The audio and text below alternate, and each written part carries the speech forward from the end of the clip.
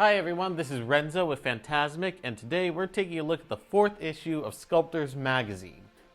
This is what's often known as in Japan as a MOOC, which is a portmanteau of magazine and book. So it's not quite like a bound book, but it's a little more substantial than your average newsstand magazine. Sculptors is a magazine out of Japan that showcases 3D printing, digital sculpting, and modeling talent for figures and what have you in Japan right now. This is different from your typical sort of Hobby Japan, which showcases like new toys or, Gunpla. And this is sort of like this is like the future of figures and modeling. This is different from your average hobby magazines, like I said earlier. So you have people, taking influence from classical art, whether it's, Western or Asian, and translating that into, modern sculpting techniques today, whether it's from digital sculpting, like with ZBrush, or with like actual clay and figure sculpting. I wonder if audiences in Japan looked at The Last of Us. It was like, young girl defending herself in the not too distant future from poisonous mushroom type creatures. This is just like Nausicaa. My hat's off to you, Ryu Oyama, for being able to sculpt all these thin little spindly bits and somehow not snap them off. Like, I'm pretty clumsy. I don't think I'd be able to do like all these little like arm blades and stuff without like just breaking them. This is neat how with with digital sculpting techniques and very, very good painting skills, you can kind of simulate the look of like jade with a sculpted figure. Pennywise is like an intergalactic being that could take any form, right? So I guess it could be like, I'm gonna get you kids, I'm gonna transform into a VTuber looking girl and I'll get you then. And those kids will be like, it's the 1950s, we don't know what a VTuber is.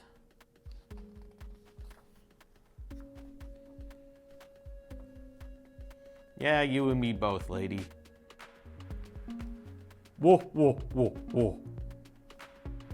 This is pretty cool. This is Takayuki Takeya doing his own sort of spin on the Ideon. Ideon was a mech series that Yoshiyuki Tomino did after Mobile Suit Gundam, but like before Zeta Gundam and before Zabungle. And it's kind of supposed to be like this ancient robot, I think, but it's also like a very classic Kunio Okawara style combiner robot. And here we have Takeya doing his own sort of spin on it, and he's going for more of a influence from like Jomon era pottery, like very ancient Japanese pottery. And I think the impression he's trying to go for is less of a giant robot and more of like an ancient god. This isn't even like the first time another artist has done a reinterpretation of Ideon. Makoto Kobayashi did one for Hobby Japan many years ago, except his idea was to make it look more like a fleshy sort of monstrosity. And Takeya is going for more of like a giant robot, but what if it was like made of stone and had like all these intricate like sort of adornments on it. Just as there are people in the West who are really into Japanese things and kind of like emulating that style, there are people in Japan who are very influenced by like classic Americana that seems so like anachronistic and out of place today. I like this. I Google translated the little text blurb at top, and the artist said they were influenced by American video games. But if you look at this, it's basically Ambassador Hell from the first or second Kamen Rider series, but with like a more modern kind of technological appearance. And it's funny, there's always been a lot of these like reimagining of these Showa era characters. If you look at like Hobby Japan and like the mid 80s onward, you see artists like Nirasawa and Takeya taking like these classic like Japanese tokusatsu heroes and villains and doing like gritty reboot versions of them. I mean, there's Shin Kamen Rider, there's 8-Man After, there's the Hokkaido movie.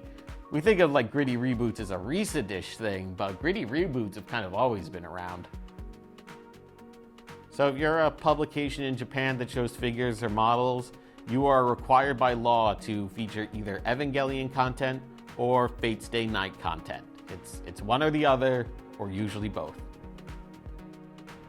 I like this Nier Automata statue. Even though it's like a stationary statue, it feels like it's taking design cues from ball-jointed dolls, which might be intentional even in the original designs of the characters, since they're like kind of like android or robot people. It's nice to see some Rosa Versailles style stuff in magazines, in modeling magazines today. I like these. There's I forget the term for it, we'll have it appear on screen, but there's like a phobia for things covered in holes. And it's nice to see a sculptor really able to convey a sort of icky, fleshy consistency. Speaking of Shin Kamen Rider, this is very much like a Kamen Rider meets David Cronenberg's The Fly sort of thing. And yes, I'm aware Shin Kamen Rider was already a Kamen Rider meets David Cronenberg's The Fly sort of thing, but let's be honest, this looks better. This looks very much like the sort of thing you would have seen in like early to mid 90s Hobby Japan. You can see it taking like a lot of design cues from like Masamune Shirow and like a little bit with Takayuki Takeya was doing with Angle of Hunters. Like you'd have like a little figure and then like a big like monster part or monster carcass as a sort of, you know, it looks cool and it's a bit of world building. I kind of like this diorama thing here where it's like, it's something from daily life. It just looks like a garage or storefront, but it's on this floating carrier type thing. And it's sort of like reality augmented by the imagination. It's nice to see more Yuri on Ice stuff. I mean, why not like Yuri and Victor and they get power armor suits and they have ice skates on them and they go on adventures and shit. You know, where's more, you know, Yuri on Ice stuff like that? Where's more Yuri on Ice, period? Oh, and there's Kaneda from Akira. Who cares about Akira? That's old news. I like these figures of the guys from Akira. I mean, we got Yamagata! And we got Tetsuo with his gigantic forehead that you could land an airplane on. Nice to see some Doro Hedoro stuff. I mean, Kyu Hayashida is a really sketchy yet striking art style. And I can't imagine that's easy to convey in a three-dimensional figure and like actually sculpting that out, but this artist really pulls it off. I like this tiger sculpture.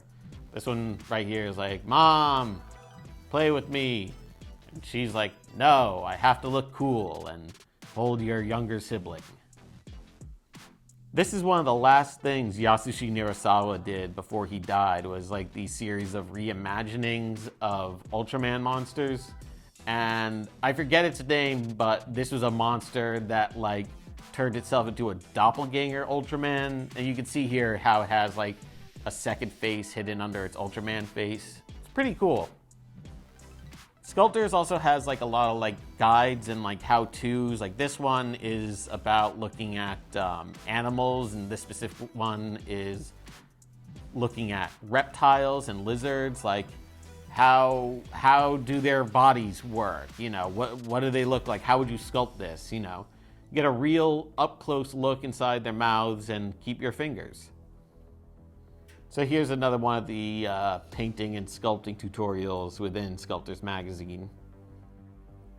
Like here we see a breakdown of how, you know, something is created in ZBrush, how it's blocked out, how the details are done, and what goes into, you know, then making sure it's ready for 3D printing.